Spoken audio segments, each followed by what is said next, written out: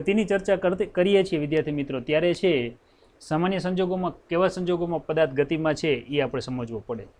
આના માટે આપણે એક ઉદાહરણ લઈએ. ઉદાહરણમાં કંઈક આપણે એવું વિચારીએ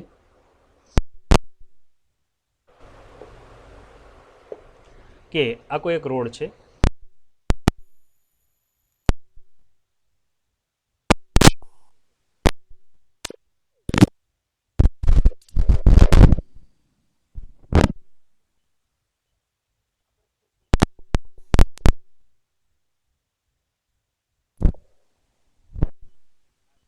सर आवाज हजी कपाई है. आवाज हजी कपाई है सर. સાહેબ અવાજ નથી આવતો. એક જ મિનિટ. હલો, આવે છે અવાજ? હવે થોડીક વાર સ્પીકર ઓન રાખો જી તમારો. હા હવે આવે. આવે છે ને?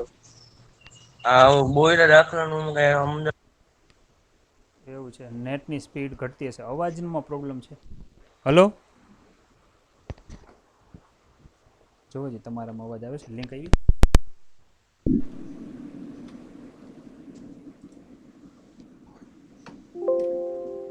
હલો, સેન્ડ કરી તમને.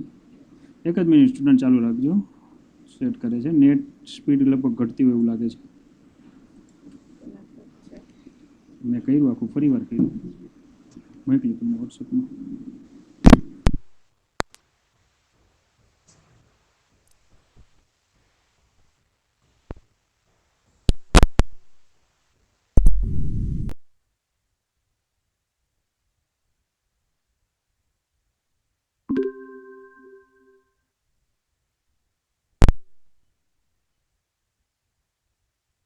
છે ટુડે છે ને, કાલનું, કાલ રવિવાર સ્કૂલ ચાલુ આવે છે.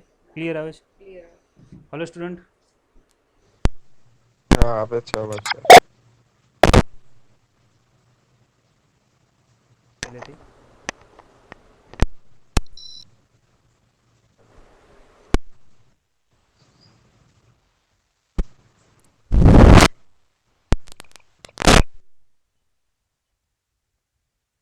અહીંયા છે. આની અંદર જો આપણે વાત કરીએ તો કે આની અંદર જે આ સીટ છે આપણે એવું બતાવીએ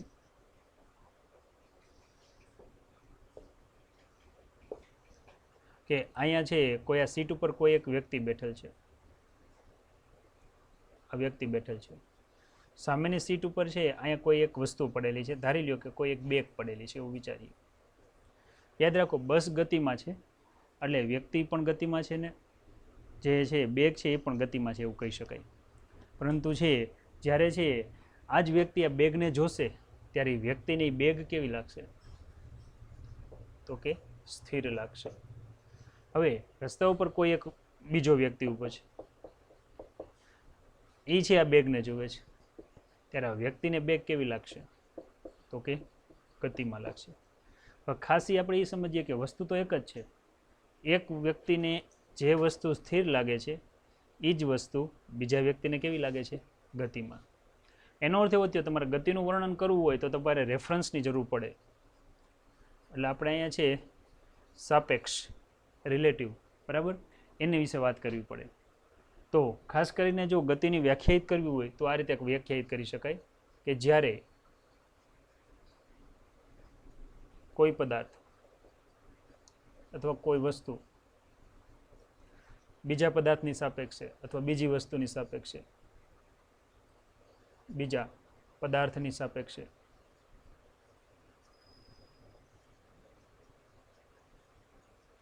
સમયની સાથે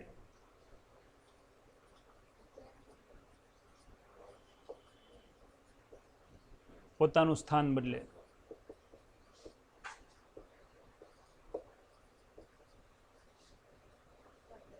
ત્યારે તે પદાર્થ ગતિમાં છે તેમ કહેવાય.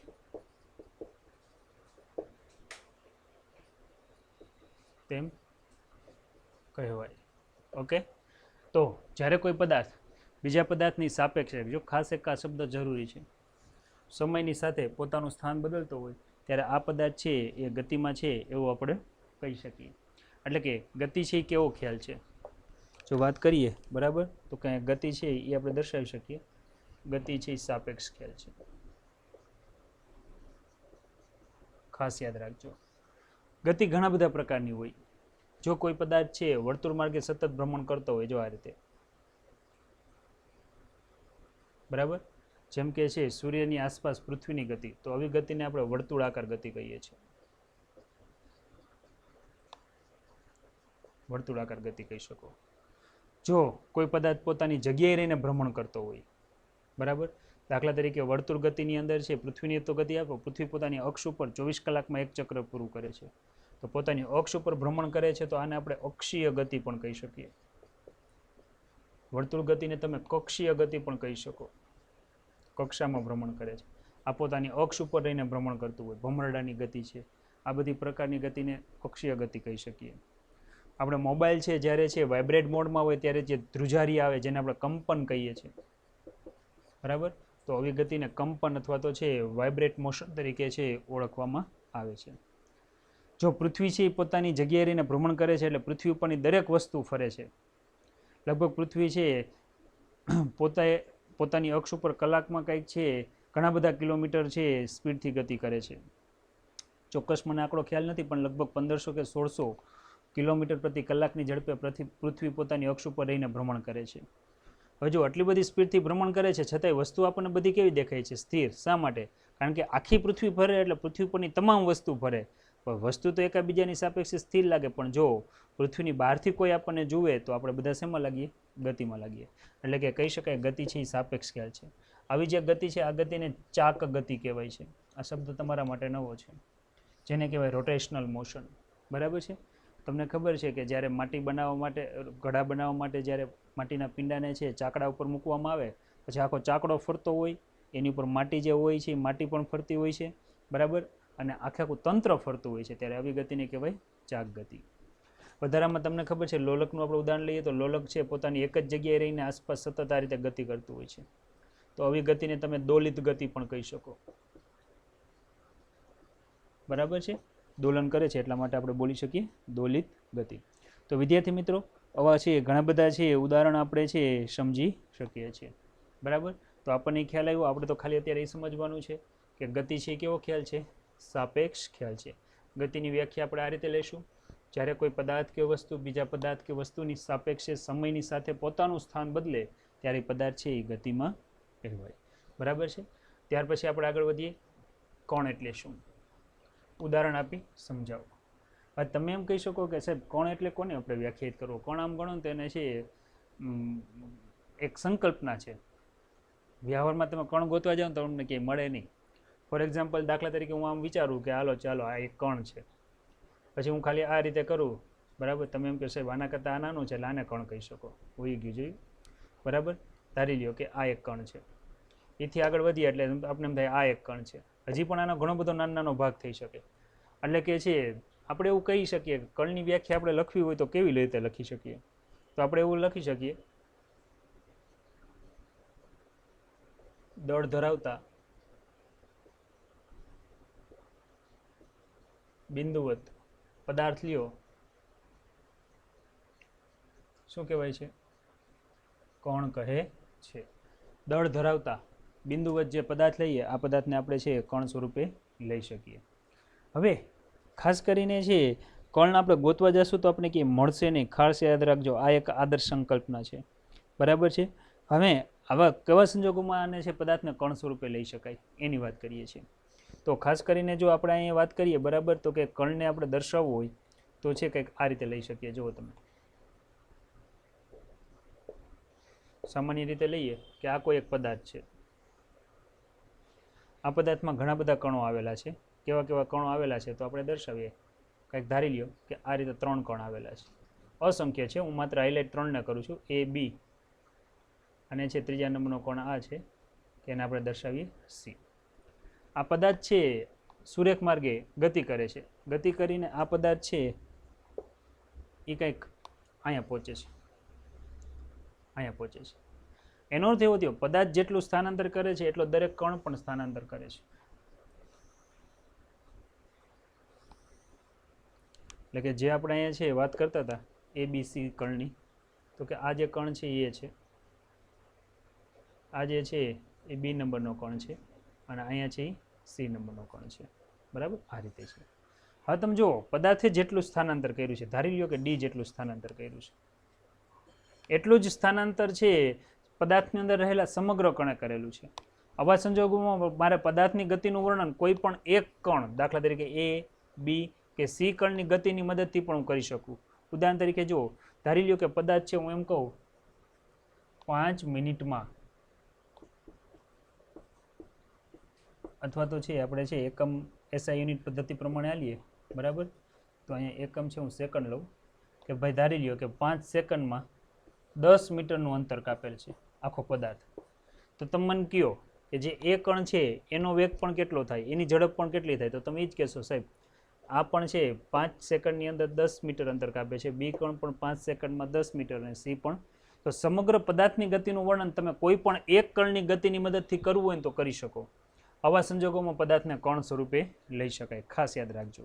બીજી વાત કરીએ આપણે છે આની પહેલાંનું જે ચેપ્ટર છે એમાં સૂર્ય અને પૃથ્વી વચ્ચેનું અંતર ભણી ગયા છીએ કે આ સૂર્ય છે અને એનાથી છે ખૂબ દૂરના અંતરે છે અહીંયા અર્થ એટલે પૃથ્વી આવેલી છે.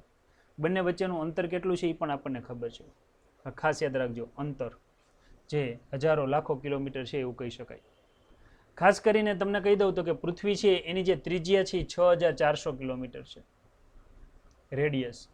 એનો અર્થ એવો છે કે પૃથ્વી છે એનો એક છેડોથી અથવા તો આ જે અંતર છે આર એ 6400 છે, તો આખો એનો ડાયામીટર લ્યો તો બમણો થઈ જાય એટલે 12800 થાય. 6400 વત્તા 6400 એટલે કેટલા થાય? 12800 કિલોમીટર. જો યાદ રાખો આ ડિસ્ટન્સ માત્ર ને માત્ર કેટલું છે? 12800 કિલોમીટર. એની સાપેક્ષે જે આ બંને વચ્ચેનું અંતર છે એ આપણે ભણ્યા હતા લગભગ 10⁹ કિલોમીટરના ફોર્મમાં છે. આ જે ડિસ્ટન્સ છે એ 12800 ગણો એટલે 10⁴ કે 10⁵ કિલોમીટર છે. એના કરતાં જો ખૂબ મોટું થયું. આવા સંજોગોમાં જ્યારે છે સમગ્ર બ્રહ્માંડમાં હું એમ કહું કે પૃથ્વી અને સૂર્ય કેવડા છે, તો તમે એમ કહી શકો છો બ્રહ્માંડની સાપેક્ષે ગણો તો પૃથ્વી એક નાનો કણ કહી શકો.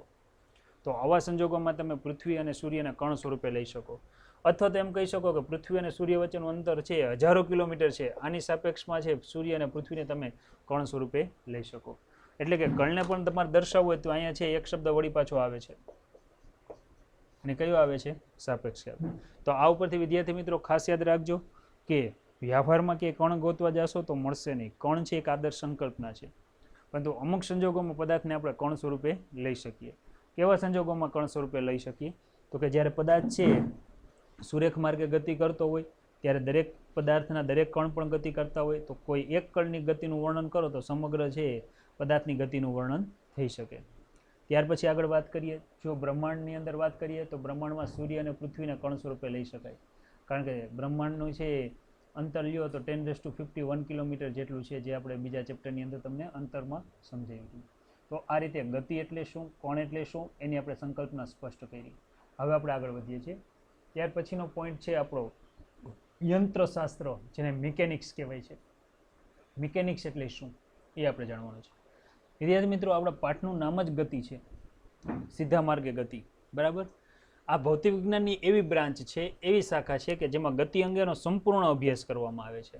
ગતિ કઈ રીતે ઉદ્ભવે છે, કોના કારણે ઉદ્ભવે છે, શા માટે ઉદ્ભવે છે, ગતિ ઉદ્ભવવાના કારણે કેવા પરિણામ મળે છે, એ સમગ્ર જે અભ્યાસ કરવામાં આવે આ શાખાને યંત્રશાસ્ત્ર એટલે કે કહેવામાં આવે છે મિકેનિક્સ.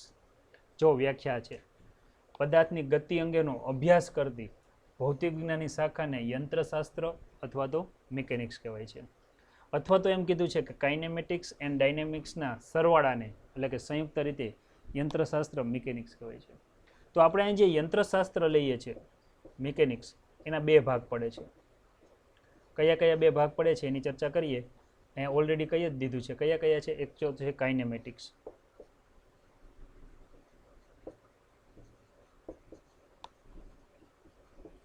જે બીજો જે ભાગ પડે છે એને કહેવાય છે ડાયનેમિક્સ, બરાબર? તો છે કાઇનેમેટિક્સ અને ડાયનેમિક્સમાં શું ફેર છે એની વાત કરી છે.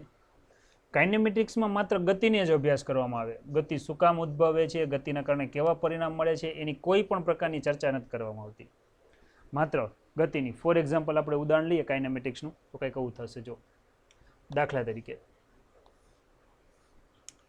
આપણું જૂનું જાણીતું ઉદાહરણ, આ કોઈ વૃક્ષ ઉપર ફળ છે, ફળ નીચે પડે છે, તો ફળ જેવું નીચે પડે એટલે આપણે એ જ માપવાનું રહ્યું. ફળ છે, ફળ નીચે પડે ત્યારે આ ઘટના બની, આ ઘટના ઉપરથી આપણે એનો વેગ માપીએ, પ્રવેગ માપીએ, એટલે કે આ ગતિની ચર્ચા કરી. અહીંયા એવી ચર્ચા નથી કરવાની ગતિ શા માટે ઉત્પન્ન થઈ. હવે આપણને ખબર છે ગતિ ઉત્પન્ન થવાનું કારણ શું છે? ગુરુત્વાકર્ષણ બળ. શું કામ બળ લાગ્યું, કેવી રીતે લાગ્યું, એનો કોઈ અભ્યાસ નહીં. માત્ર ને માત્ર શેનો અભ્યાસ કરવાનો? ગતિનો જ. બીજું એક ઉદાહરણ તમને સમજાવું. દાખલા તરીકે કોઈ એક રોડ ઉપર છે, કાર ગતિ કરે છે. ચાલો આ કોઈ એક કાર છે, ફોર એક્ઝામ્પલ 30 મીટર પ્રતિ સેકન્ડની સ્પીડથી ગતિ કરે છે. તો અહીંયા જ્યારે સુરેખ માર્ગ ઉપર કાર ગતિ કરતી હોય બરાબર, ત્યારે છે ગતિ દરમિયાન છે એનો વેગમાં વધારો થતો હોય, ઘટાડો થતો હોય, પ્રવેગ ઉત્પન્ન થતું હોય, એવી ચર્ચા કરવાની છે. ગતિ શા માટે ઉત્પન્ન થાય છે એની કોઈ ચર્ચા નથી કરવાની. આવી જે શાખા છે, આવી શાખાને કહેવામાં આવે છે કાઇનેમેટિક્સ, જેને કહેવાય છે શુદ્ધ ગતિ વિજ્ઞાન. વ્યાખ્યા આવી બનશે, ભૌતિક વિજ્ઞાનની જે શાખામાં પદાર્થની ગતિના કારણોની, શું કામ ઉત્પન્ન થાય છે કારણોની ચર્ચા કર્યા સિવાય માત્ર ગતિનું જ વર્ણન કરવામાં આવે તો તેને કહેવામાં આવે છે શુદ્ધ ગતિ વિજ્ઞાન. ખ્યાલ આવી ગયો? આ રીતે આને દર્શાવવામાં આવે છે. ઉદાહરણ આપું કે કોઈ એક વૃક્ષ ઉપરથી ફળ ઉપરથી નીચે પડે છે ત્યારે છે એ 5 મીટરનું અંતર 2 સેકન્ડમાં કાપે છે. તેનો વેગ કેટલો હશે તો તમે સીધું મૂકી શકો, અંતર છેદમાં સમય એટલે 5 સેકન્ડ છેદમાં 2, 5 મીટર છેદમાં 2, એટલે તમે સીધું જેમ કહી શકો કે 2.5 મીટર પ્રતિ સેકન્ડ આટલો આનો વેગ હશે. તમે વિચાર કરો આમાં ક્યાંય ગતિ હુકામ ઉત્પન્ન થઈ એની આપણે ચર્ચા કરી નથી. ધારી લ્યો કે કોઈ એક રસ્તા ઉપર કાર ગતિ કરે છે, પ્રારંભિક વેગ તેનો છે 30 મીટર પ્રતિ સેકન્ડ છે. 10 સેકન્ડમાં વેગ ઘટીને 10 મીટર પ્રતિ સેકન્ડ થઈ જાય છે, તો ઉત્પન્ન થતો પ્રવેગ કેટલો હોય? પહેલો વેગ કેટલો છે? 10. અંતિમ વેગ કેટલો છે? પહેલો વેગ 30, અંતિમ વેગ કેટલો છે? 10. કેટલી સેકન્ડમાં ફેરફાર થયો? 10 સેકન્ડમાં. તો તમને ખબર છે જો તમે વેગમાં થતો ફેરફારને છેદમાં સમય લ્યો એટલે તમને કંઈક નવીન રાશિ મળશે, જેને આપણે કહીએ છીએ પ્રવેગ. તો આવા બધા પ્રશ્નોની ચર્ચા કરવામાં આવે તો આ શાખાને કહેવામાં આવે છે શુદ્ધ ગતિ વિજ્ઞાન. ચાલો આગળ વધીએ. ગતિ વિજ્ઞાન, ડાયનેમિક્સ કોને કહેવાય એની થોડીક વાત કરી લઈએ. જે આગળ વાત કરી એના કરતાં વિરુદ્ધ છે. ભૌતિક વિજ્ઞાનની જે શાખામાં પદાર્થની ગતિની ચર્ચા ઉપરાંત ગતિ માટે જવાબદાર કારણો તથા ગતિ વસ્તુના ગુણધર્મ સહિત કરવામાં આવે. શું કામ ગતિ ઉત્પન્ન થાય, બરાબર, પદાર્થ કેવા છે તો એની ગતિ કેવી હોય. ફોર એક્ઝામ્પલ જો અહીં ઉદાહરણ લઈએ, જો આ કોઈ એક વર્તુળાકાર પદાર્થ સુરેખ માર્ગે ગતિ કરે છે, કોઈ એક પદાર્થ આવો છે આ ગતિ કરે છે. તમને ખબર છે વધારે ગતિ કેવા પ્રકારના પદાર્થની થશે? તો કે આ પદાર્થની વધારે થશે, આની થશે નહીં, કારણ કે એનો આકાર, આના કંઈક ગુણધર્મો અલગ અલગ હોય છે. ફોર એક્ઝામ્પલ બીજી વાત કરું, બરાબર છે, દાખલા તરીકે છે કોઈ એક વસ્તુ છે, ફોર એક્ઝામ્પલ આપણે ક્રિકેટ બોલ લઈએ. આ ક્રિકેટ બોલને ખડબચડી સપાટી હોય એની ઉપર તમે ગતિ કરાવો, સુરેખ સપાટી હોય એના ઉપર ગતિ કરાવો, તો સુરેખ સપાટી હોય એમાં ગતિ વધારે થાય, અહીંયા છે ગતિ અવરોધાય. તો એના ગુણધર્મો, એના કારણો છે એ બધી આપણે ચર્ચા કરવાની થાય. તો આવી જે શાખા છે આવી શાખાને કહેવામાં આવે છે ડાયનેમિક્સ, બરાબર. તો આની વ્યાખ્યા આ રીતે થશે.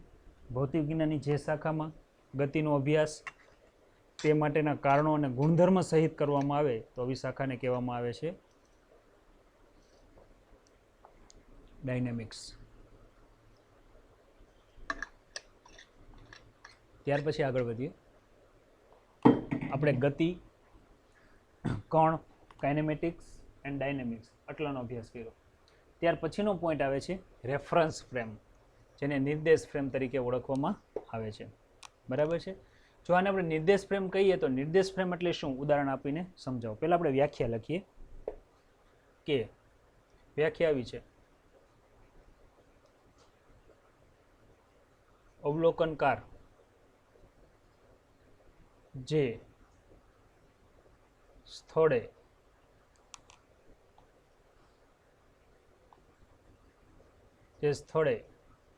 અને જે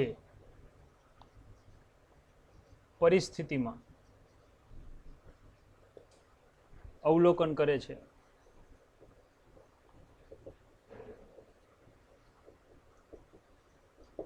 તેને નિર્દેશ ફ્રેમ કહે છે.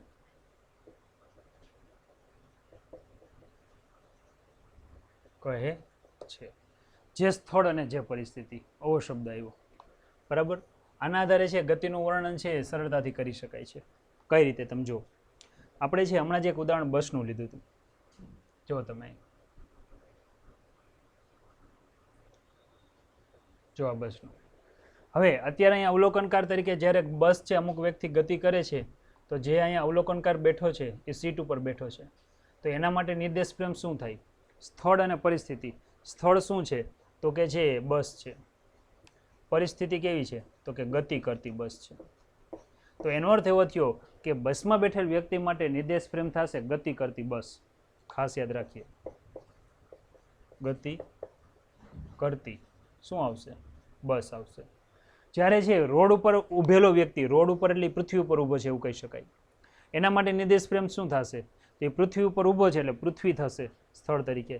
અને પૃથ્વી એને કેવી દેખાય છે? તમે બે પૃથ્વી ઉપર ઊભા હોય તો આપણે પૃથ્વી સ્થિર જ લાગવાની છે. બરાબર. તો આપણે યાદ રાખશું સ્થિર પૃથ્વી. એનો અર્થ એવો થયો ગતિનું વર્ણન કરવા માટે નિર્દેશ ફ્રેમ સૌથી અગત્યનો ભાગ ભજવે છે. ફરીવાર વ્યાખ્યા બોલું છું કે અવલોકનકાર જે સ્થળ અને જે પરિસ્થિતિમાં અવલોકન કરે તેને કહેવામાં આવે છે તેની નિર્દેશ ફ્રેમ. ઉદાહરણ તરીકે ગતિ કરતી બસમાં જો કોઈ વ્યક્તિ બેઠેલો હોય તો એના માટે નિર્દેશ ફ્રેમ થશે ગતિ કરતી બસ. અને આ જ વસ્તુને જ્યારે રોડ ઉપરથી કોઈ વ્યક્તિ જોતો હોય ત્યારે એના માટે નિર્દેશ ફ્રેમ થશે સ્થિર પૃથ્વી. તો વિદ્યાર્થી મિત્રો, તમારે પણ છે આજે જે કંઈ હોમવર્ક કરવાનું થાય હું તમને જે આટલું આપું છું એ બધું વ્યાખ્યા મુજબ તૈયારી કરજો. હજી આ બધું ફંડામેન્ટલ ચાલે છે. બરાબર છે. જે ચેપ્ટરની પ્રસ્તાવના જેને કહેવાય એમાં જ હજી આપણે આટા મારીએ છીએ. બરાબર. આ બધી માહિતીઓ છે તમને PDF સ્વરૂપે મળશે, પણ ઉદાહરણ થકી તમે એને સમજજો અને યાદ રાખજો એટલે તમને યાદ રહી જશે. આ નિર્દેશ ફ્રેમ તમને સમજાવી દીધું. આમાં તમે ઉદાહરણ જે મેં બતાવ્યું કે ધારી લ્યો કે કોઈ ગતિ કરતી બસની અંદર વ્યક્તિ બેઠો છે, તેની સામેની સીટ ઉપર બેગ પડેલી છે. તો વ્યક્તિ જ્યારે છે બેગને જોવે છે ત્યારે વ્યક્તિ અવલોકનકાર તરીકે બને છે અને વ્યક્તિ માટે નિર્દેશ ફ્રેમ થશે ગતિ કરતી બસ. આ જ બેગને જ્યારે છે રોડ ઉપરથી ઊભેલ કોઈ વ્યક્તિ જોવે ત્યારે આ વ્યક્તિ અવલોકનકાર તરીકે વર્તે છે અને છે પોતાને માટે નિર્દેશ ફ્રેમ થશે સ્થિર પૃથ્વી. તો આ રીતે છે નિર્દેશ ફ્રેમના પ્રશ્નોના જવાબ તમારે લખવાના છે. ત્યાર પછી છે આવે છે પથ લંબાઈ એટલે શું? ઉદાહરણ આપી સમજાવો. વિદ્યાર્થી મિત્રો, પથ લંબાઈ, પથ એટલે રસ્તો, રસ્તાની લંબાઈને આપણે એક બીજું શબ્દ વાપરીએ છીએ નામ અંતર. વ્યાખ્યા બધાને આવડે છે. બરાબર ને? ધારી લ્યો કે આ A અને B બે સ્થળો છે. બે સ્થળો વચ્ચેનું અંતર કંઈક છે, ધારી લ્યો 5 મીટર છે. હવે અહીંથી કોઈ વ્યક્તિ ગતિ કરીને A થી B સ્થળે જાય છે તો વ્યક્તિ દ્વારા કપાયેલું અંતર કેટલું થાય? તમે કહો સાહેબ 5 મીટર થાય. હું એમ કહું ચાલો પથ લંબાઈ કેટલી થાય? પથ એટલે રસ્તાની લંબાઈ કેટલી થાય? તો પણ કેટલી થાય? 5 મીટર.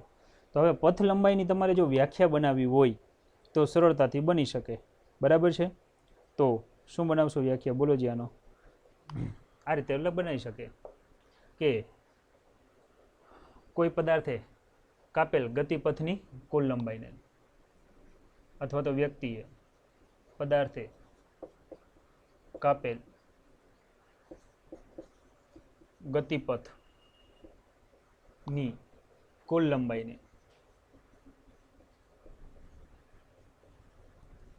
શું કહેવાય છે? કુલ લંબાઈને પથ લંબાઈ કહે છે.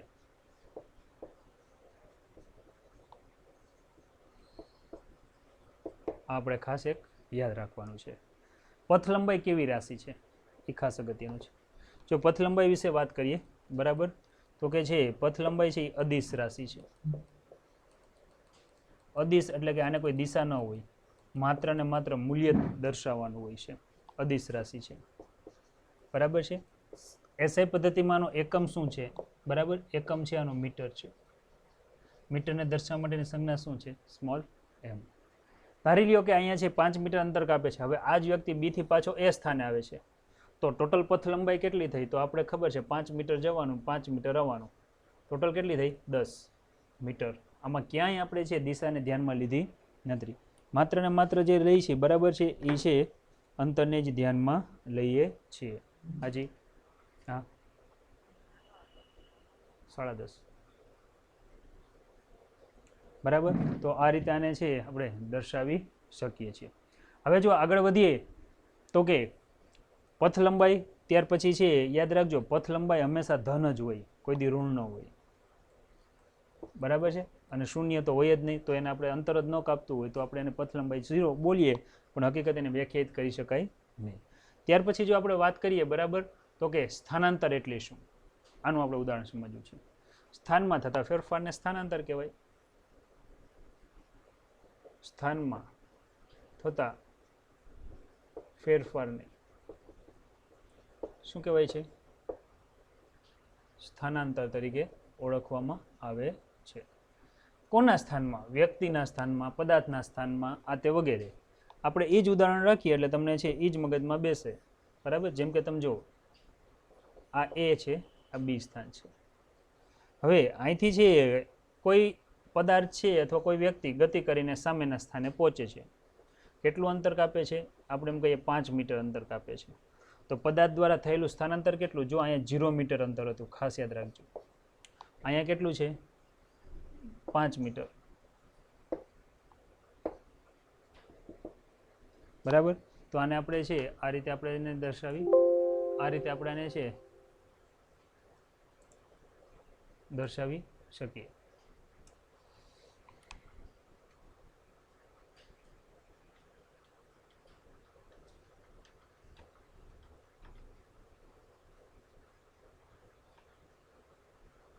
સ્થાનાંતરની આપણે વાત કરતા હતા. બરાબર. તો સ્થાનાંતર એટલે કે આપણે કીધું કે સ્થાનમાં થતા ફેરફારને આપણે સ્થાનાંતર કહી શકીએ. ઉદાહરણ તરીકે દર્શાવીએ. બરાબર. તો કે અહીંયા આપણે એવું ઉદાહરણ લીધું હતું કે એક એ સ્થાન છે, બી સ્થાન છે. આ 0 મીટર અંતર છે. બી સ્થાને પહોંચીએ એટલે ટોટલ 5 મીટર અંતર થાય છે. કોઈ એક વ્યક્તિ છે, બરાબર છે, સામેની દિશામાં છે આ ડાયરેક્શનમાં ગતિ કરે છે. તો પદાર્થના સ્થાનમાં થતો ફેરફાર કયો થયો? તો સ્થાનાંતરની વ્યાખ્યા આવી છે. સ્થાનાંતર બરાબર અંતિમ સ્થાન માઇનસ પ્રારંભિક સ્થાન. હવે અંતિમ સ્થાન કેટલું છે? તો કે 5 મીટર. પ્રારંભિક સ્થાન કેટલું છે? 0. તો વ્યક્તિ દ્વારા થયેલું સ્થાનાંતર કેટલું થયું? 5 મીટર. ચાલો હવે તમને કંઈક આવા પ્રશ્ન ઉત્પન્ન થાય કે સાહેબ હવે ન્યા ગયા છે, ત્યાંથી પાછા આવી ગયા,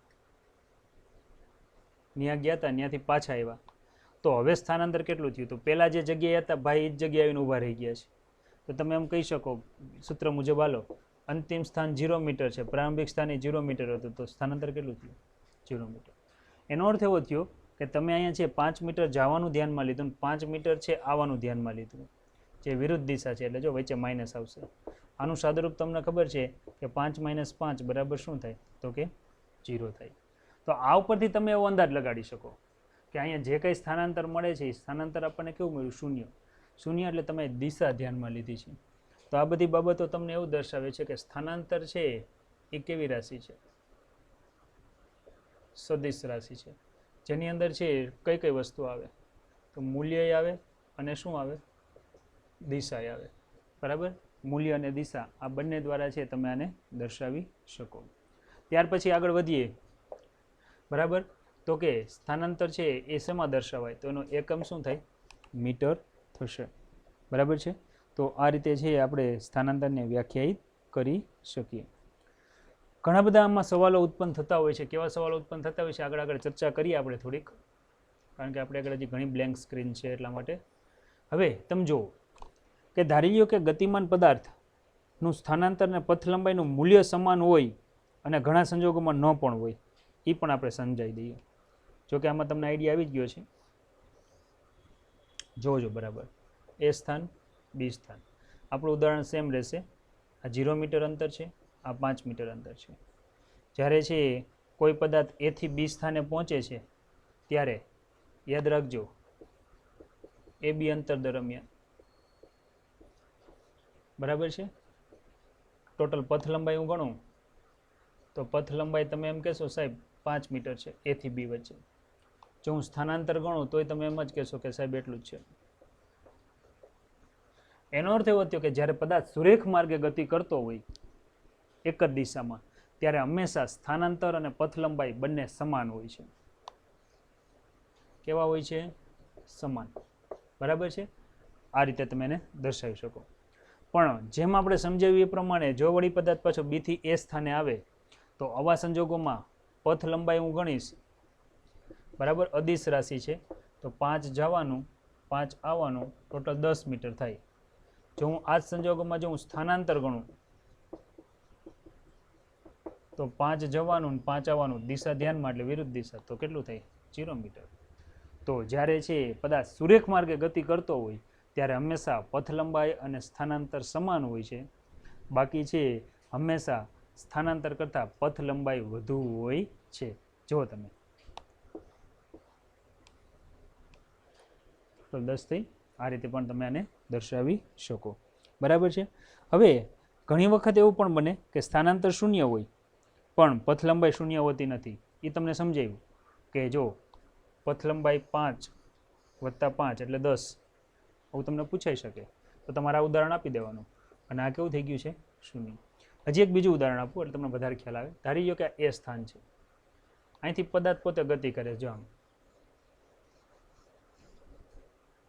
અને બી સ્થાને આવીને ઊભો રહે છે. આ એ થી બી નું આ જે ટોટલ ડિસ્ટન્સ છે ને એ 100 મીટર છે. ખાસ યાદ રાખજો. બરાબર છે? અને બીજી એક વાત એ કહીએ તો કે છે જો એ થી બી નું ડાયરેક્ટ સીધું ડિસ્ટન્સ લઉં ને તો એ માત્ર 20 મીટર જ છે. તો તમે મને કહેશો કે પદાર્થ છે જ્યારે એ થી આ રીતે છે જમ્પ લેતો લેતો છે બી માર્ગે પહોંચે છે ત્યારે કપાયેલ કુલ પથ લંબાઈ કેટલી છે?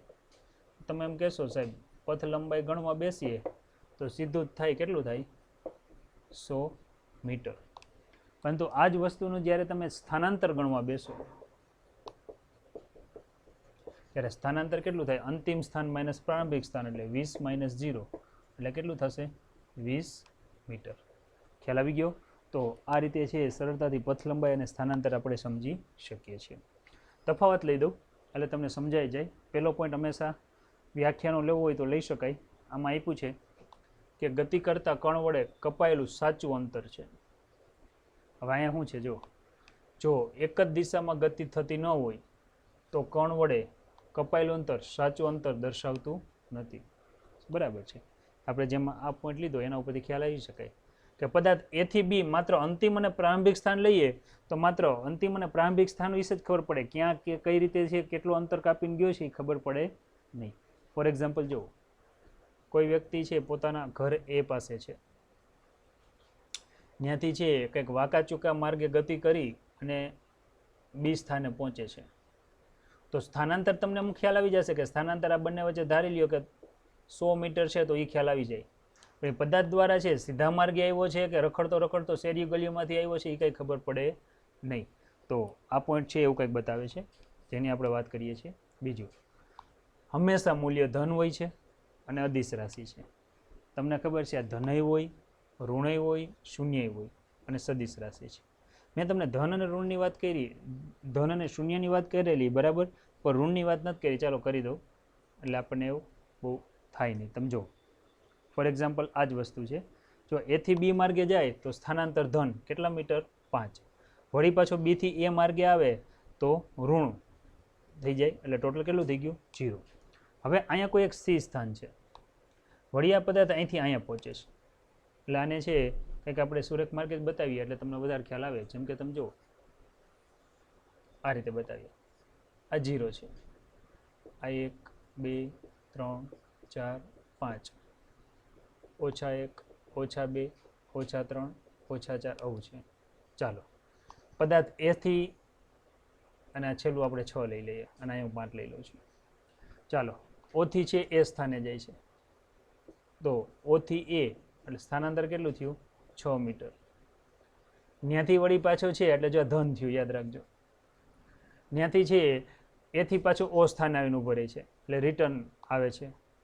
તો એનો અર્થ એવો થયો ઓ એ વત્તા મારે લખવું પડે એ ઓ એટલે એવું થયું 6 જવાનું વત્તા 6 આવવાનું, ટોટલ કેટલું થઈ ગયું? 0. એટલે સ્થાનાંતર થયું. વળી પાછો એથી ઓ એ જાય છે, એથી વળી પાછો હું એમ કહું કે આવીને અહીંયા ઊભો રહી છે. અહીંયા એટલે કયા સ્થાને ઊભો રહી છે? સી સ્થાને. તો આમાં મારે 3 ડિસ્ટન્સ ગણવા પડે, ઓ એ ઓ અને વત્તા મારે લખવું પડશે ઓ સી. ચાલો એ ઓ સોરી ઓ એ જે આ દિશામાં છે કેટલું છે +6 વત્તા ઓથી અહીંયા આવીને ઊભો રહે છે કેટલું છે તો કે -6 ઓસી વિરુદ્ધ દિશામાં જાય છે કેટલું જાય છે 3 મીટર તો અહીં લખવું પડે -3 સાદુરૂપ આપો +6 -6 ઉડી ગયા તો એનો અર્થ એવો થયો સ્થાનાંતર ધન હોય શૂન્ય હોય કેવું હોય ઋણ પણ હોઈ શકે છે બરાબર છે ગતિ થતી હોય ત્યારે તેનું મૂલ્ય કદાપી શૂન્ય મળતું નથી તો સાચી જ વાત છે હવે કોઈ ગાડી છે સ્થિર હોય તો મૂલ્ય શૂન્ય હોય પણ ગાડી જ ગતિમાં હોય તો અંતર તો કપાતું જ હોય ગતિ થતી હોય છતાં પણ તેનું મૂલ્ય શૂન્ય મળે ઘુમરા મારીને વળી પાછો પોતાની જગ્યાએ જ આવીને ઊભો રહી જાય તો કેવું થઈ જાય શૂન્ય જો ગતિ સુરેખ રહેતી હોય તો પથ લંબાઈ અને સ્થાનાંતર મૂલ્ય સરખા હોય કહી દો ખબર છે અમને જો ગતિ સુરેખ ન હોય તો પથ લંબાઈ હંમેશા વધુ હોય ને સ્થાનાંતર હંમેશા કેવું હોય ઓછું હોય જો આ ઉદાહરણ ગતિ થતી હોય તો પથ લંબાઈ હંમેશા વધુ હોય સ્થાનાંતર હંમેશા કેવું હોય ઓછું હોય ક્લિયર આના પરથી દરેક વખતે પદાર્થનું અંતિમ સ્થાન નક્કી ન થઈ શકે બરાબર તેના પરથી પદાર્થનું દરેક વખતે અંતિમ સ્થાન નક્કી થઈ શકે એટલે પદાર્થ અંતિમ સ્થાન ક્યાંથી ક્યાં આવીને ઊભું રહી છે એ ખ્યાલ આવી શકે આમાં તો છે ઘુમરા મારે છે બરાબર પદાર્થ અહીંથી આ બાજુથી અહીંયા આવે છે વળી પાછો અહીંયા આવીને અહીંયા ઊભો રહી જાય છે બરાબર તો આમાં અંતિમ સ્થાન વિશે બહુ આઈડિયા આવતો નથી તો આવા મુદ્દાઓના આધારે વિદ્યાર્થી મિત્રો પથ લંબાઈ અને સ્થાનાંતર કોને કહેવાય એ આપણને ખ્યાલ આવ્યો ખાસ યાદ રાખજો પથ લંબાઈ અદિશ રાશિ મૂલ્ય હંમેશા ધન સ્થાનાંતર છે સદિશ રાશિ મૂલ્ય ધનય હોય ઋણય હોય શૂન્ય પણ હોઈ શકે છે ત્યાર પછી છે આપણે આગળ વધીએ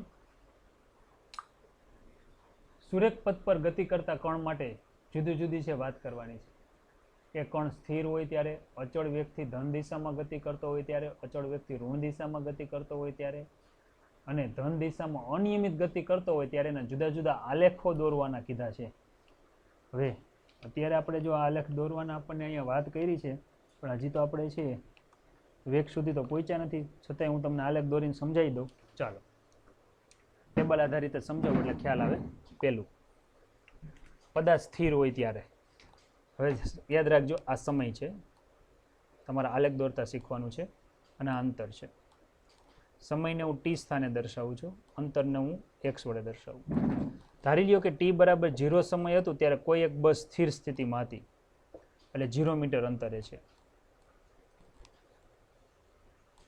અહીંયા કોઈ એક બસ છે આ બસ અત્યારે 0 મીટર અંતરે છે સમય વધતો જાય છે 2 મીટર થાય છે સમય 2 સેકન્ડ થાય છે પણ બસ ચાલુ જ નથી થતી 4 સેકન્ડ થાય છે બસ સ્થિર જ છે એનો અર્થ એવો થયો તો આનો જો હું આલેખ દોરું તો કેવો આવે તો આ પહેલી પરિસ્થિતિનો હું આલેખ અહીંયા દોરું છું ખાસ યાદ રાખજો જો અહીંયા હું સમય લઉં છું 0 સેકન્ડ 2 સેકન્ડ 4 સેકન્ડ 6 સેકન્ડ અહીંયા હું અંતર લઉં છું અંતરને આપણે એક્સ વડે દર્શાવીએ છીએ 0 મીટર પછી 2 મીટર 4 મીટર અને 6 મીટર યાદ રાખજો સમય ઇન સેકન્ડ છે એન્ડ ડિસ્ટન્સ ઇન મીટર છે ક્લિયર છે ઓકે ચાલો હું આલેખ દોરું જો તમે પહેલો પોઈન્ટ કયો આવશે કે ભાઈ 0 સેકન્ડે પદાર્થ કયા સ્થાને છે 0 સેકન્ડે પદાર્થ છે 0 મીટર અંતર એટલે અહીંયા છે અથવા તો હું તમને છે આલેખને સુરેખ મારે બતાવવો છે તો હું એવું વિચારું કે ધારી લ્યો કે અહીંથી છે આ 0 થી 10 મીટરનું અંતર છે પણ આજે પણ બસ લીધી એ ક્યાંક અહીંયા ઊભેરી છે હોટલે સ્ટોપ કરી છે એવું વિચારીએ અહીંથી આ જે ડિસ્ટન્સ છે એ હું એવું વિચારું કે 4 મીટરનું ડિસ્ટન્સ છે તો અહીંયા છે હું થોડોક ફેરફાર કરું તમને વ્યવસ્થિત સમજાય એટલા માટે થોડોક ફેરફાર કર્યો છે બાકી આ બધા પોઈન્ટ એક સરખા જ આવશે તમે જુઓ કે ભાઈ 0 સેકન્ડે બસ ઊભી છે સ્થિર 4 મીટર અંતરે તો આ 4 મીટર અંતરે ઊભી છે 2 સેકન્ડ માથે વહી જાય છે તોય બસ હજી ચાલુ નથી થતી એટલે 4 મીટર અંતરે જ છે અને 4 સેકન્ડે ક્યાં છે 4 મીટર અંતરે જ છે તો એનો અર્થ એવો થયો કે જ્યારે 0 હોય ત્યારે મારે ડિસ્ટન્સ શું બતાવવાનું 4 મીટર 2 સેકન્ડે શું બતાવવાનું 4 સેકન્ડે શું બતાવવાનું 4 બરાબર તો આનો ગ્રાફ કેવો આવે જો સુરેખ આવશે ખ્યાલ આવી ગયો હવે તમારે શું કરવાનું છે એક્સ વિરુદ્ધ ટીના આલેખ દોરવાના છે ચાલો પેલો આલેખ દોરાઈ ગયો ખાસ યાદ રાખજો કેવો આવશે સુરેખ આવશે પછી અચળ વ્યક્તિ ધન દિશામાં ગતિ કરતો હોય ત્યારનો આલેખ દોરવાનો છે ચાલો એ પણ તમને દોરીને સમજાવી દઈએ એક્સ સોરી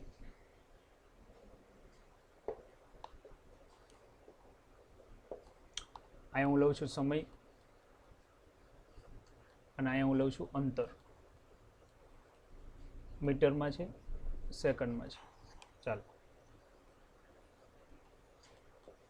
જો 0 સેકન્ડ, 2 સેકન્ડ, 4 સેકન્ડ, 6 સેકન્ડ આ રીતે છે. હવે કોઈ પદાર્થ છે, ધારી લ્યો કે અત્યારે અહીંયા છે. આપણે આ જ ઉદાહરણ આગળ વધીએ. આ 0 મીટર છે, આ 10 મીટર છે. કોઈ પદાર્થ છે અહીંયા જુદા જુદા ગાળા છે, આ 2 મીટર, 4, 6, 8 આ રીતે આપણે દર્શાવીએ. કે ધારી લ્યો કે પદાર્થ 0 સેકન્ડે ક્યાં છે, તો કે 0 સ્થાને છે. બરાબર, આ સ્થાને છે. તો એનો અર્થ એવો થયો કે મારે અંતર કેટલું લખવું પડશે? 0. ચાલો 2 સેકન્ડે પદાર્થ હું એમ કહું કે 2 મીટર જેટલું અંતર કાપે છે, અહીંથી અહીંયા સ્થાનાંતર પામે છે, તો અહીંયા આવશે. પછી પાછી 2 સેકન્ડ જાય એટલે ટોટલ 4 સેકન્ડે પાછું 2 મીટરનું સ્થાનાંતર થાય છે, એટલે અહીંયા આવશે. પાછી 2 મીટર અંતર કાપે છે પછીની 2 સેકન્ડમાં, એટલે કે ટોટલ 6 સેકન્ડે પણ કેટલું થયું? 2. એનો અર્થ એવો થયો, હકીકત યાદ રાખજો, મારે અહીંયા 2 લખવાની જગ્યાએ મારે એ લખવું પડશે કે પહેલી 2 સેકન્ડમાં 2, બીજી 2 સેકન્ડમાં 2, પણ પહેલેથી છેલ્લે સુધી હું સરવાળો કરું તો છેલ્લે 4 સેકન્ડમાં કેટલું અંતર કાપવાનું? 2 + 2, એટલે અહીંયા મારે કેટલું લખવું પડે? 4. અહીંયા કેટલું લખવું પડે? 6. હવે જો હું આનો ગ્રાફ લઉં છું, આ સમય છે, આ અંતર છે. 0, 2 સેકન્ડ, 4 સેકન્ડ, 6 સેકન્ડ, 8 સેકન્ડ આ રીતે આપણે હાલીએ. 2 મીટર અંતર, 4 મીટર અંતર, 6 મીટર અંતર, 8 મીટર અંતર, કંઈક આ રીતે હાલીએ. હવે આજે આપણે અહીંયા ચાલીએ છીએ, બરાબર છે. તો અહીંયા જો આપણે આગળ વાત કરીએ, ચાલો પોઈન્ટ મુકાવો મને. 0 સેકન્ડે પદાર્થ 0 સ્થાને છે, 2 સેકન્ડે પદાર્થ 2 મીટર અંતરે છે, એટલે જો ગ્રાફ આ રીતે દોરવાનો, અહીંયા પોઈન્ટ આવશે. 4 સેકન્ડે 4 મીટર અંતરે છે, એટલે 4 સેકન્ડ અને 4 મીટર બેને ભેગું કરવાનું, એટલે પોઈન્ટ અહીંયા આવે. 6 સેકન્ડે તો કે 6 સેકન્ડ 6 મીટર અંતરે, તો આ ગ્રાફ ભેગો આવે, તો પોઈન્ટ અહીંયા આવે.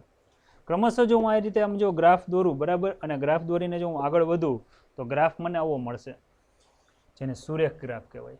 આ ગ્રાફ છે ને અચળ વેગ બતાવે છે, એટલે કે વેગમાં કાંઈ ફેરફાર થતો નથી, પણ કઈ દિશામાં? ધન દિશામાં, બરાબર છે, પ્લસ દિશામાં. આ રીતે તમે જ્યારે હાઈવે ઉપર ચડો અને ગાડીમાં છે લીવર મારો એટલે ધીરે ધીરે સ્પીડ વધતી જાય. પહેલાં 0ની સ્પીડ હોય, પછી લીવર મારો એટલે 5, 10, 15, 20, 25, 30, 50 જે કેપેસિટી એ પ્રમાણે વધારે જાઓ. હાઈવે ખાલી છે એટલે સ્પીડ દીધે જ જતા હોય, બરાબર, 60, 70 લગી પહોંચી જાઓ, તો એ વેગ ધન કહેવાય. સમય સાથે વેગ વધે ને ત્યારે ધારી લ્યો તમને આગેથી થોડુંક ડિસ્ટન્સ હોય, દૂરના ડિસ્ટન્સે તમને એવું લાગે છે કે સામે સ્પીડ બ્રેકર હોય એવું લાગે છે, એટલે તરત જ તમારો પગ છે એ બ્રેક ઉપર આવી જશે, અને બ્રેક તમે જ્યારે દબાવશો એટલે સ્પીડ ઘટતી જશે. જેમ કે 80ની સ્પીડ હોય તો એ ઘટતી ઘટતી આપણે છે કેવું સ્પીડ બ્રેકર છે એના ઉપર આધાર રાખીને એ રીતે સ્પીડ ઘટાડી નાખીએ છીએ. એટલે સમય સાથે જ્યારે વેગ ઘટતો હોય ત્યારે હંમેશા છે ગ્રાફ છે એની ઋણ આવે, એને વેગ ઋણ કહેવાય. એને મારે દર્શાવવો છે. કઈ રીતે દર્શાવાય એ પણ તમને સમજાવી દઉં. ચાલો ત્યાર પછીનો ગ્રાફ, વેગ ઋણ ક્યારે હોય? કારણ કે જો આપણને આમાં એમ પૂછ્યું છે અચળ વેગથી ઋણ દિશામાં ગતિ કરતો હોય ત્યારે આ જ વસ્તુ છે. ક્યાં ફેરફાર થાય કહું, આ સમય છે, અંતર છે. આ 0 second, 2 second, 4 second, 6 second, 8 second. ધારી લ્યો કે જ્યારે છે તમને દૂરથી છે કોઈ એક સ્પીડ બ્રેકર દેખાય ને તમારી સ્પીડ 80ની છે, 80 કિલોમીટર પ્રતિ કલાક. તરત જ તમે બ્રેક મારો છો, હવે ગાડી છે 80ની સ્પીડે જતી હોય, બ્રેક મારીએ તો આ ગાડીની આગળ આપણે થઈ જાય, તમને ખબર છે. એટલે બ્રેક પણ આપણે ધીરે ધીરે મારશું. ધારી લ્યો કે પહેલી 2 સેકન્ડમાં તમે ઘટાડીને 60 સુધી લઈ જાવ છો, પછીની 2 સેકન્ડમાં ઘટાડીને ધારી લ્યો કે 40 સુધી લઈ જાવ છો, પછીની 2 સેકન્ડમાં ઘટાડીને ધારી લ્યો કે તમે 20 સુધી લઈ જાવ છો, અને 8મી સેકન્ડે સ્પીડ બ્રેકર જ એવું છે કે તમે 0 આવીને ઊભા રહી જાવ છો. તો આનો જો હું ગ્રાફ દોરું તો ગ્રાફ કેવો આવે? Distance in metre, time in second. 0 second, 2, 4, 6, 8 આ સેકન્ડ છે. અહીંયા મારે ડિસ્ટન્સ લેવું પડશે 20 મીટર, 40 મીટર, 60 મીટર, 80, બરાબર. આ રીતે આપણે બતાવીએ, સ્પીડ ઘટાડતા જાવ છો. ચાલો 0 એ તમારી સ્પીડ કેટલાની હતી? તો કે ભાઈ 80ની હતી, બરાબર. તો અહીંયા પોઈન્ટ આવશે. 20 કેટલાની છે? 2 સેકન્ડે કેટલાની છે? 60ની. એટલે 2 સેકન્ડે 60ની, એટલે આ પોઈન્ટ અહીંયા આવે. એને તમે આ રીતે પણ દોરી શકો. 4 કેટલાની થઈશ 40ની, તો કે ચાલો આ પોઈન્ટ અહીંયા મારે દોરવો પડશે. પછી છે 6 કેટલાની થઈ જઈશ, તો 20ની જ થઈ જઈશ. ચાલો આ પોઈન્ટ અહીંયા દોરવો પડશે. 8 તો ઊભા જ રહી જાવ છો એટલે અહીંયા આવી જશે. તો જો ગ્રાફ તમે જો અચળ વેગ ધન હતો ને ત્યારે નીચેથી ઉપર જતો જો આમ, પરંતુ હવે અહીંયા શું થઈ જાય છે તો કે છે હવે અહીંયા છે ગ્રાફ કેવો આવશે એની વાત કરીએ તો ગ્રાફ આપણે ઉપરથી નીચે આવીએ છીએ. સમય સાથે જ્યારે વેગ ઘટતો હોય ત્યારે વેગ છે ને અચળ વેગ જ કહેવાય, પણ કેવો કહેવાય? ઋણ. ટપ્પો પડ્યો તો કે હા ને, તો આને આ રીતે તમે દર્શાવી શકો. હજી એક વસ્તુ કંઈક આપણને કીધી છે, ધન દિશામાં અનિયમિત ગતિ કરતો હોય ત્યારે, હવે એ તો આવડે જ ના આવે ભાઈ. ચાલો ધન દિશામાં અનિયમિત ગતિ અહીંયા સમજાઈ દઈએ. ધારી લો કે 0 સેકન્ડે પદાર્થ 0 મીટર અંતરે છે, 2 સેકન્ડે ધારી લ્યો કે છે 6 મીટર અંતરે છે, 4 સેકન્ડે ધારી લ્યો એ 10 મીટર અંતરે છે, અને 6 સેકન્ડે ધારી લ્યો 50 પદાર્થ છે એ 50 મીટર અંતરે છે. ચાલો હું અહીંયા જ ગ્રાફ દોરી લઉં છું. આ 0 second, 2 second, 4 second, 6 second, 8 second, time in second, distance in metre. હવે તમે જો મારે 0 થી 50 સુધી હાલવાનું છે, મારે 10 ના ગાળા લેવા પડશે. 10 મીટર, 20, 30, 40 અને કેટલી લો? 50. આ ડિસ્ટન્સ ઇન મીટર છે. ઓકે, હવે અહીંયા શું થશે એ જુઓ. પેલો ગ્રાફ તમે જુઓ, 0 એ 0 એટલે પેલો પોઈન્ટ તો અહીં 0 એ 0 આવશે. હાલો હવે 2 સેકન્ડે 6, આ 2 સેકન્ડે 6 હું ક્યાં ગોતવા જઈશ? જો આ 10 છે, આ 0 છે, એટલે લગભગ મારા ખ્યાલથી અહીંયા ક્યાંક પોઈન્ટ આવશે. 4 સેકન્ડે કેટલું છે તો કે 10. હાલો ભાઈ 4 સેકન્ડે અહીંથી અહીંયા છે તો કે અહીંયા આવે છે, એટલે કે 10 થયું. 6 સેકન્ડે કેટલું છે તો 50 થઈ ગયું. 6 સેકન્ડે 50 એટલે જો અહીંથી મારે આમ લઈને આમ દોરવું પડશે. બરાબર? તો મારે છે આનો ગ્રાફ લો ને તો ગ્રાફ આવો આવે. જો અહીંથી પહેલાં અહીંયા જવાનું, પછી ત્યાં જવાનું, પાછું આમ જવાનું. ખ્યાલ આવી ગયો? તો અહીંયા સમય સાથે વેગ વધે છે પણ અનિયમિત વધે છે, એટલે આને અચળ વેગ ન કહેવાય પણ અનિયમિત ધન કહેવાય. કેવો કહેવાય? ધન. અને આ જ રીતે અનિયમિત જો ઘટતો હોય તો આને અનિયમિત કહેવાય, પણ કેવો કહેવાય? ઋણ. ટપ્પો પડ્યો. બરાબર? તો આ રીતે છે પદાર્થનો વેગ ધન ક્યારે હોય, ઋણ ક્યારે હોય, શૂન્ય ક્યારે હોય, આની આપણે સમજૂતી આપવી હોય તો સમજૂતી આપી શકીએ છીએ. તો વિદ્યાર્થી મિત્રો, આજના લેક્ચરમાં આપણે અહીંયા સુધી રાખીએ છીએ. બરાબર છે? હવે પહેલેથી જ આપણે કેટલા પોઈન્ટ ભણ્યા એનું તમને એક રિવિઝન કરાવી દઉં, કારણ કે 5 મિનિટ છે. બરાબર છે? જોઈએ. શરૂઆતનું છે PDF છે જે મેં લખેલું હતું એ લગભગ જતું રહ્યું છે ટેકનિકલ કારણોસર. બરાબર? કારણ કે વચ્ચે એકવાર સ્લાઇડ બંધ થઈ ગઈ હતી. જો સ્ટાર્ટ આપણે કર્યું હતું, ગતિ એટલે શું? અવલોકનકારની સાપેક્ષે સમયની સાથે પદાર્થ પોતાનું સ્થાન બદલે તો પદાર્થ ગતિમાં છે તેમ કહેવાય. તેના તમારે ઉદાહરણ લખવાના. કણ શું છે તો કણ છે ગોતવા જાવ કે મળે નહીં, પરંતુ અમુક સંજોગોમાં પદાર્થને કણ સ્વરૂપે લઈ શકીએ. જેમ કે સમગ્ર બ્રહ્માંડની સાપેક્ષે વાત કરતા હોય ત્યારે પૃથ્વી કે સૂર્ય જેવા પદાર્થોને તમે કણ સ્વરૂપે લઈ શકો. બરાબર? દળ ધરાવતા બિંદુવત પદાર્થને કણ કહેવાય છે. મિકેનિક્સ કોને કહેવાય તો ગતિ અંગેનો સંપૂર્ણ અભ્યાસ કરતી શાખાને મિકેનિક્સ એટલે યંત્રશાસ્ત્ર કહેવાય. માત્ર ગતિની ચર્ચા કરવામાં આવે તો એને છે શુદ્ધ ગતિશાસ્ત્ર એટલે કે કાઇનેમેટિક્સ કહેવાય. અને જો માત્ર ને માત્ર છે પદાર્થની ગતિ ઉપરાંત છે શા માટે ઉત્પન્ન થાય છે તેના ગુણધર્મ સહિત ચર્ચા થતી હોય તો એને ડાયનેમિક્સ કહેવાય છે. અવલોકનકાર જે સ્થળ અને જે પરિસ્થિતિમાં અવલોકન કરે એને નિર્દેશ પ્રેમ કહીએ છીએ. બરાબર? ત્યાર પછી આગળ વધીએ તો કે પદાર્થે કાપેલ ગતિપથની કુલ લંબાઈને પથ લંબાઈ કહેવામાં આવે છે. ત્યાર પછી પદાર્થના સ્થાનમાં થતા ફેરફારને સ્થાનાંતર કહીએ છીએ. સદિશ રાશિ છે, મૂલ્ય ધન, ઋણ, શૂન્ય હોઈ શકે છે. આ બધા ઉદાહરણ છે એના. તફાવત યાદ રાખો એટલે બધું આવડે. ત્યાર પછી જુદા જુદા ગ્રાફ કેવા હોય છે એ ગ્રાફની તમને સમજૂતી આપી છે. તો આજે આપણે છે અહીંયા સુધી રાખશું. કોઈને ડાઉટ્સ હોય તો તે છે પ્રશ્ન પૂછી શકે છે. બરાબર છે? પોતે છે અને છે પ્રશ્ન પૂછી શકો છો જો કોઈને ડાઉટ્સ હોય તો. બરાબર છે?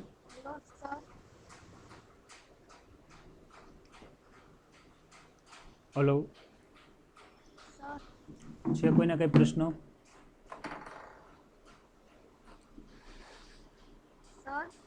દેવ રૂપાપરા. હા સર. બોલો, પ્રશ્ન છે કઈ? ના ના. નથી એવું છે એમ ને? અભય ના સર. નથી એમ ને. ત્યાર પછી છે રૈયાણી. સર બોલો. તમે આ સ્થાનાંતરના મૂલ્ય સમજાવ્યા ને એ નથી સમજાતું ધન ઋણ નહીં. જો સમય હોય, આપણે દાખલા તરીકે ગાડી લઈને જતા હોય ત્યારે શરૂઆત કરીએ એટલે પહેલાં તો ગાડી સ્થિર હોય ને, એટલે જેમ જેમ સમય સાથે વેગ વધે ને, હલો, જેમ સમય સાથે વેગ વધે ને એમ છે આપણે એવું કહી શકીએ કે વેગ ધન છે. તમારે સ્થાનાંતરના મૂલ્યો સમજવા છે. સર તમે ઉદાહરણ આપ્યા ને એ નથી સમજાતું. સ્થાનાંતરમાં ઉદાહરણ આપણે એવું વિચારી શકીએ, દાખલા તરીકે તમે ઘરેથી સ્કૂલે જાઓ છો, બરાબર, તો ધારી લો કે તમારે ઘર અને સ્કૂલ વચ્ચેનું અંતર 5 કિલોમીટરનું છે, તો તમારા દ્વારા થયેલું સ્થાનાંતર 5 કિલોમીટર થાય. વળી પાછા તમે તમારી ઘરે જ આવી જાઓ છો તો 5 તમે રિટર્ન આવો છો એટલે 5 જવાનું ને 5 આવવાનું, તો ટોટલ સ્થાનાંતર 0 થાય. એટલે સર પાછા આવે એટલે માઇનસ લેવાનું. હા હા, દિશા આવે ને, સ્થાનાંતરમાં દિશા આવે એટલે 5 જવાનું ને 5 આવવાનું, એટલે ટોટલ કેટલું થયું? તો કે 0. સ્થાનાંતર આપણે જે સ્થાને પહેલા ઘરે હતા અત્યારે ઘરે જ ઊભા છીએ એટલે સ્થાનાંતર કેટલું થઈ જશે? 0 થઈ જશે. પણ ખાસ યાદ રાખજો, પથ લંબાઈ 0 નહીં થાય, એ અદિશ રાશિ છે. 5 + 5 એટલે 10 થઈ જશે. હવે તમારું ઘર છે, તમારા ઘરથી જે સ્કૂલની જે દિશા છે એના કરતાં તમે વિરુદ્ધ દિશામાં હાલો છો, તો આવા સંજોગોમાં તમે છે સ્કૂલની ડાયરેક્શન તમે ધન લીધી હતી, વિરુદ્ધ દિશામાં હાલો એટલે એ ઋણ લેવી પડે તમારે. આ રીતે એને સમજી શકાય. ચાલો ત્યાર પછી બીજા કોઈ? વરાળ. ના સર. ડાઉટ્સ હોય તો બોલી જાઓ છોકરાઓ. ત્યાર પછી છે રાજ ચાવડા. નથી ને કાંઈ? પછી છે મહેતા. ના સર. ઓકે.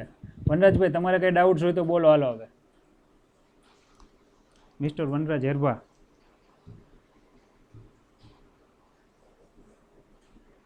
ચાલો લેક્ચર પૂરો કરીએ છીએ અહીંયા, બરાબર. લેફ્ટ થવા માંડો બધા. મેં કીધું મીરાબેન બેઠા છે.